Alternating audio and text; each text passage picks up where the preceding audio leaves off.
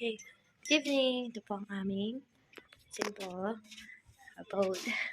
Dito po, pagpasok po natin sa aming front door, kita po kagad natin ang kusina. Ito po ang aming kusina. Yung cabinet saan namin nilalagay kung ano-ano po. Yung washing machine po namin, dito po kami naglalaba. And then, dito po yung CR. Pero, may tao po doon sa loob ng CR. So, hindi ko na po papakita. Pag-akyat po natin dito, sa second floor,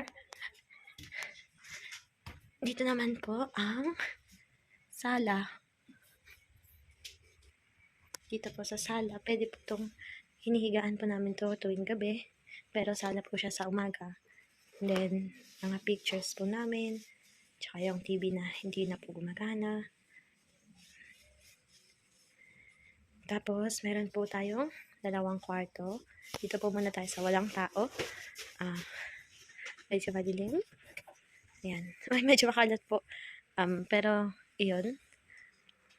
Ito naman po yung pangalawang kwarto. Dito po lola ko. Hi, La.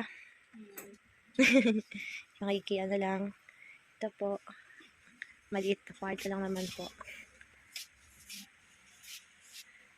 Ito. Electric fan. Tapos, at huli po, panghuli, ang aming terrace.